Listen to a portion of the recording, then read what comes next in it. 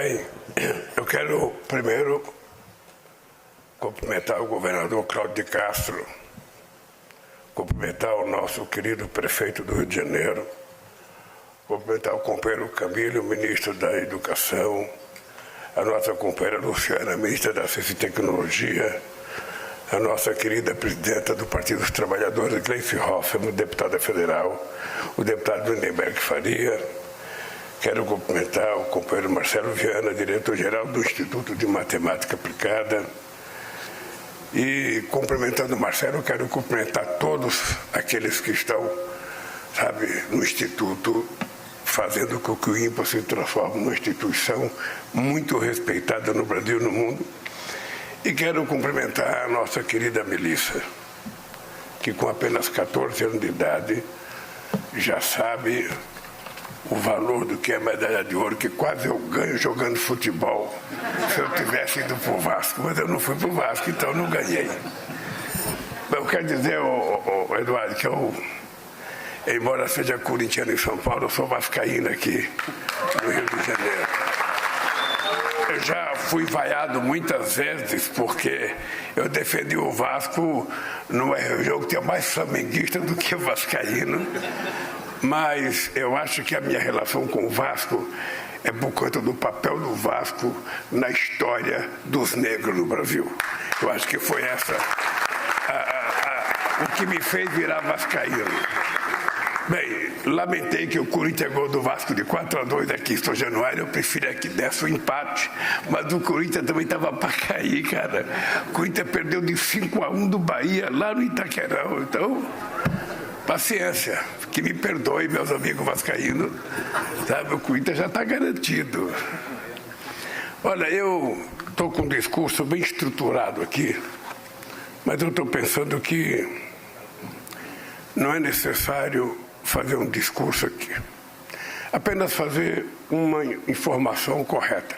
Eu não criei as Olimpíadas da Matemática. As Olimpíadas da Matemática já existiam. Ela era mais forte no estado do Ceará e no estado do Piauí, não era nem no Rio de Janeiro e nem em São Paulo, e ela existia em escolas privadas, não em escolas públicas. O que eu fiz, depois de receber uma apresentação de um grupo de alunos premiados, com a medalha das Olimpíadas, é que eu perguntei para a professora Sueli Druck se era possível a gente levar a Olimpíada da Matemática para o ensino público. Na época, as primeiras vozes que eu ouvi, não dela, mas de outras pessoas, é que não ia dar certo nas escolas públicas, porque os alunos de escola pública não teriam interesse nas Olimpíadas da Matemática. Isso demonstra o preconceito contra a escola pública nesse país. Porque muitas das pessoas que têm oportunidade não conhecem as escolas públicas e muitos governantes não conhecem, porque os filhos dos governantes também não estudam na escola que ele diz que é boa. Você chega para um prefeito e pergunta como que é a educação municipal na tua cidade? Extraordinária, fantástica. Teu filho estuda nela? Não. Como que é a saúde da tua cidade? Extraordinária, fantástica. Você vai no médico aqui? Não. Então, eu resolvi aceitar o desafio de mostrar que o aluno de escola pública teria interesse se ele soubesse o que era e se ele tivesse oportunidade. E quando nós criamos as Olimpíadas da Matemática, a Sueli me disse uma coisa, que era o seguinte: o presidente, a matemática possivelmente ela se transforme na matéria mais gostosa de uma escola se o aluno aprender a desfiar o casulo da matemática. Ele tem que aprender. Quando ele aprende corretamente, a matemática vira a matéria mais extraordinária na vida dele. Que é um pouco o que falta no Brasil, que depois eu vou falar disso. Então nós resolvemos o desafio do país. Eu lembro que na época, me parece que foi em 2005, na primeira inscrição que nós fizemos na escola pública, se inscreveram 10 milhões de crianças. Ou seja, quando diziam que os alunos de escola pública não teriam interesse, na primeira inscrição se inscreveram 10 milhões. Na segunda inscrição era ano de eleição, 2006. E aí não se deixaram nem colocar um papel na porta da escola pedindo para as crianças se inscrever, porque era campanha política. Então não teve propaganda. Se inscreveram 14 milhões de crianças. Depois se inscreveram 16 milhões de crianças, depois se inscreveram 19. E hoje, sabe quantas pessoas participaram das Olimpíadas esse ano? 18 milhões de pessoas. Bem, a teimosia venceu o preconceito. E a teimosia provou de que na hora que as pessoas entendem e as pessoas têm chance, as pessoas participam. Esse negócio das pessoas me entendem, eu aprendi esses dias com o cacique Raoni. Acho que todo mundo aqui já viu pela televisão o cacique Raoni. A nossa ministra da Saúde, Nízia Trindade, estava apresentando um programa de saúde para os indígenas e o Raoni ficou bravo. Ficou bravo e perguntou para ela: a senhora tem que me explicar, porque eu não entendi. E ela achou que ele estava bravo com ela. Ele não estava bravo. Ele apenas queria que ela explicasse. E aí, quando ela explicou, ele falou: está vendo? Se me explica, eu entendo. E o que falta nesse país é a gente explicar para as pessoas. É a gente abrir a porta. A gente não quer tirar nenhum estudante, sabe, de escola privada, de disputar as Olimpíadas da Matemática, ou ser ela premiada para vir fazer o curso de matemática. Não. O que a gente quer é, da mesma forma que o dinheiro garante que o estudante que possa pagar uma escola privada, ele tem uma melhor qualidade de ensino, a gente quer abrir a porta para aquele que não teve a mesma facilidade que o dinheiro lhe deu, que o Estado dê para ele a oportunidade dele ter a mesma chance e sentar na mesma mesa para aprender a mesma coisa. Então eu queria que vocês guardassem na memória o dia 6 de dezembro de 2023. Sobretudo vocês, meninos e meninas, que estão com essa camiseta amarela. Se eu soubesse, eu ter trazido uma camisa do Corinthians para vocês, preta e branca. Eu queria que vocês atentassem para o significado desse dia. O Brasil sempre tratou o investimento em educação como gasto. E quando você coloca educação como gasto, que você vai fazer o orçamento da prefeitura, o orçamento do Estado, o orçamento da União, sempre vai aparecer alguém para dizer: está gastando demais. E quando você fala está gastando demais, você começa a cortar. Aí você corta na educação, você está gastando demais. Você cortar na educação significa você baixar a qualidade. Você paga menos salário, você contrata menos professores e tem menos alunos. E o ensino é de pior qualidade. Quando você corta gasto na saúde, é menos médico, é menos enfermeiro, é menos sala para tratar das pessoas.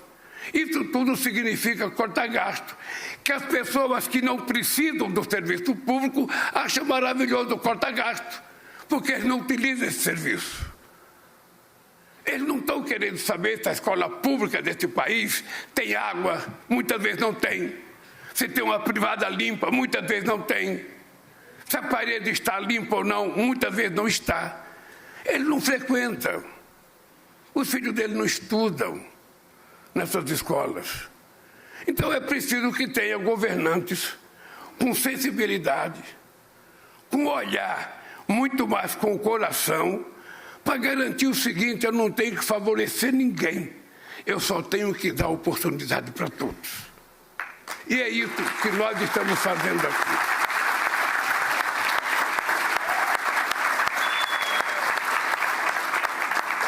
Não sei, Eduardo, se você sabe, governador, a mim parece que o Brasil é um dos países que mais forma advogado no mundo. Nem a China e a Índia junto, que forma 2 bilhões e 600 milhões de habitantes, forma mais advogado do que o Brasil. Nada contra formar advogado. Agora, é preciso que a gente forme mais em matemática, em engenharia, em física. É preciso que a gente pegue aqueles cursos que são hoje primordiais para o desenvolvimento de uma nação. Aquilo que o mundo hoje necessita para que a gente possa ser mais competitivo. Obviamente que quando a gente cita Singapura como exemplo, Taiwan, é muito simples, um paísinho pequeno.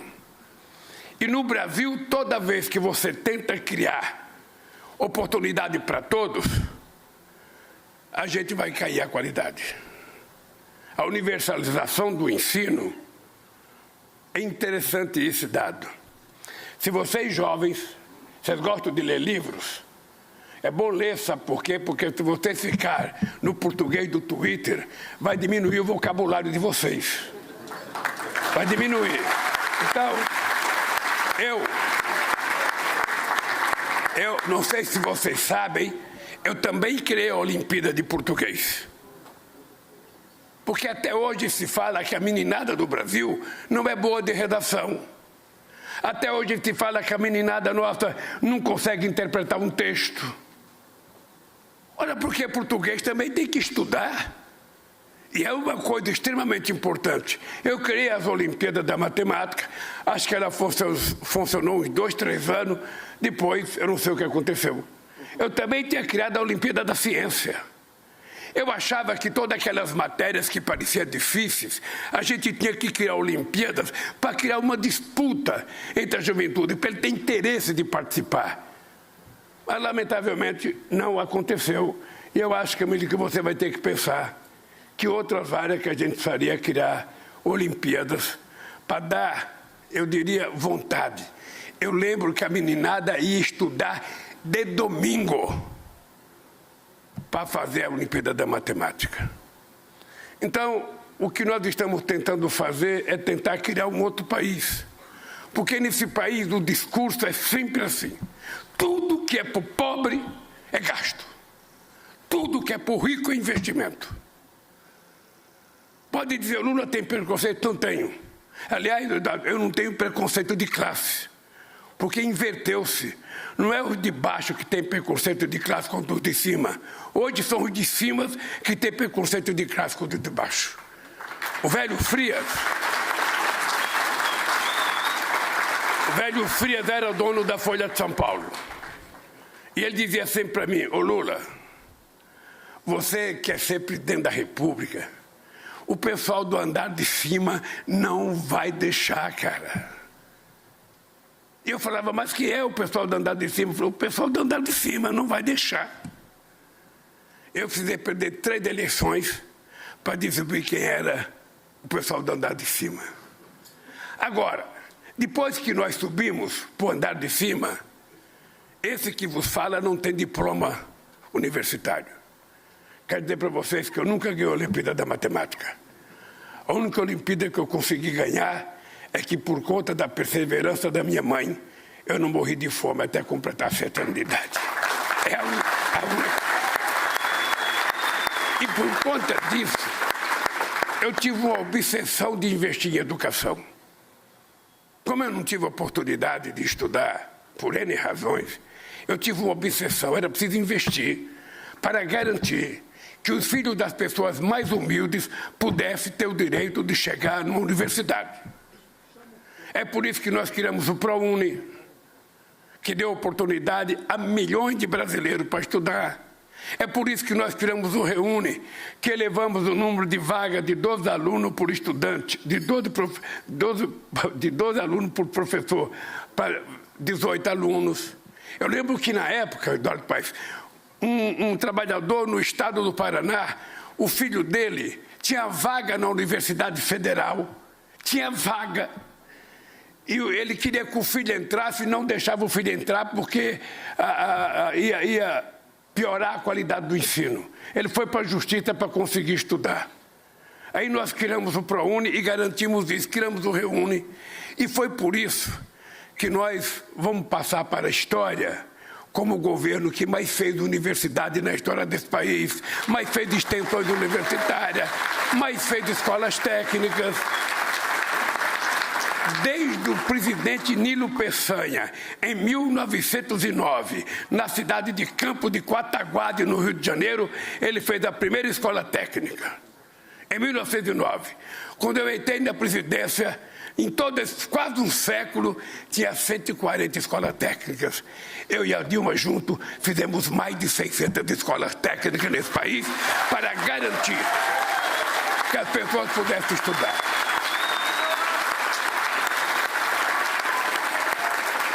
E por que o Camilo é ministro da Educação? Não é porque ele foi governador do Ceará.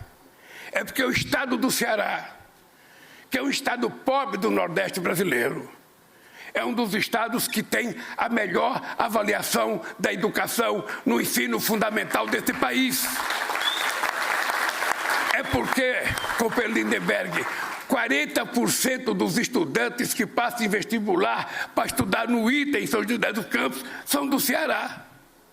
E é por isso que nós vamos dar um prêmio ao Ceará por isso. Nós vamos levar uma parte do ITA para o estado do Ceará, para a Fortaleza, para compreensão as coisas que eles fizeram.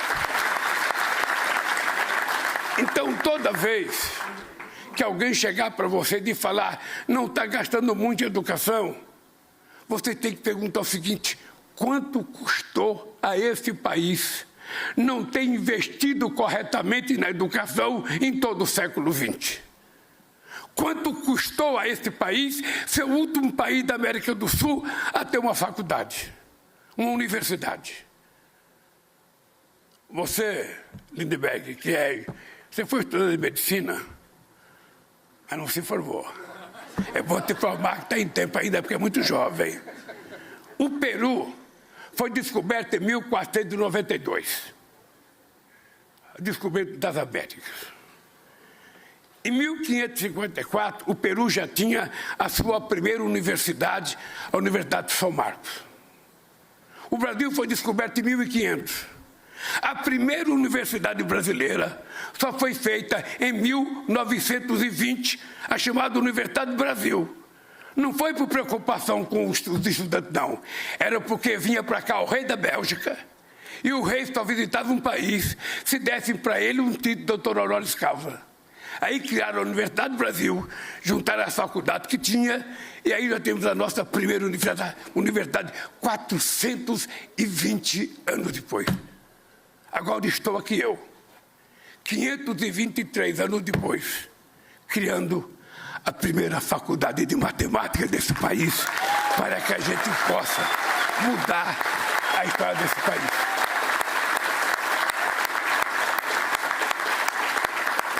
Então, gente, pelo amor de Deus, governantes e alunos, não leve a sério quando fala que a gente está gastando dinheiro em educação. Educação é o investimento mais extraordinário que um governo pode fazer. E se a gente educar no tempo certo, essa meninada tem que aprender matemática cedo, tem que aprender português cedo, tem que aprender geografia cedo. Ou seja, nós temos que dar para essa meninada a estrutura para que ele se transforme num gênio. Vocês sabem, os grandes gênios intelectuais desse país, escolham uns, citem uns. Sabe onde estudou? Escola pública. Todos eles. Todos os gênios brasileiros estudaram em escola pública. Sabe por quê? Porque naquele tempo não era universal. Então, escola como a Dom Pedro aqui, só uma turma privilegiada, não porque era rico, mas de classe média, que conseguia estudar numa escola de qualidade. O pobrezinho ia sendo empurrado, até ficar fora da escola. Porque estudar não deve ser só obrigação. Estudar é prazer. Prazer. As crianças se levantarem de manhã e começar a chorar e não querer ir para a escola, vocês não têm que bater na criança. Você tem que saber que talvez a escola não esteja sendo atrativa para aquela criança e é preciso transformar a escola num centro de atração.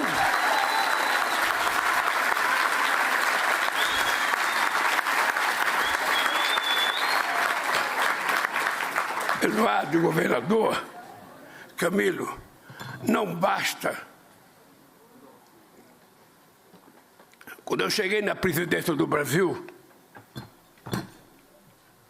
esse país já tinha tido muitos reitores, ministros da educação. Entretanto, a meninada não tinha prova. A chamada Prova Brasil para avaliação da qualidade das crianças era feito uma estimativa. Acho que era 400 mil pessoas que eram investigadas só no Brasil. E nós mudamos para fazer prova com todos os alunos. Porque não é possível um professor entrar na sala de aula, ou uma professora, aí fica lá durante uma hora falando, falou, pronto, acabou a aula, vai embora. No dia seguinte, e no outro dia, e 30 dias depois, e 40 dias depois. A minha pergunta é a seguinte: em que momento esse professor vai parar e vai perguntar para os alunos: vocês aprenderam o que eu falei? Vocês me entenderam? Porque se não tiver essa pergunta e se não tiver uma prova, a gente não sabe qual é a qualidade de aprendizado que os alunos tiveram. Não é preciso ser do ímpar para dizer isso. Um analfabeto, como eu disse. Eu quero aprender. E para mim aprender não basta falar, preciso saber se eu entendi. Se for necessário, eu repito uma vez, repita 2 vezes. E vou terminar dizendo uma coisa que eu aprendi desde pequeno. Quando você fala uma coisa para alguém, e essa pessoa não atendeu, não entendeu a primeira vez, essa pessoa é burra. Quando você fala a segunda vez, e essa pessoa ainda não entendeu, essa pessoa continua sendo burra. Mas quando você fala a terceira vez, e essa pessoa não entendeu, burro é quem está falando, que não se faz compreender, mesmo falando 3 vezes. E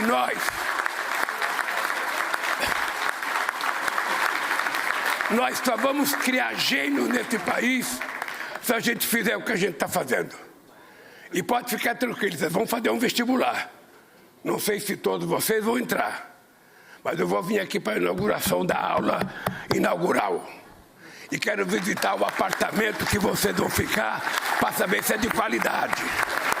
Porque é isso que a gente tem que dar para as pessoas que a gente quer que seja gênio. Oportunidade e qualidade. Vocês têm que ter o melhor. E o melhor, às vezes, significa custo. E o custo significa investimento. E investimento vai parir boas coisas para o nosso país. Parabéns, Eduardo, parabéns, governador, parabéns, Camilo, parabéns, Luciana, parabéns, Marcelo, e parabéns do Rio de Janeiro por ter a primeira faculdade de matemática. Poder Monitor, a ferramenta mais completa para monitorar os 3 poderes. Acesse agora poder.cc/monitor e ganhe 30 dias grátis.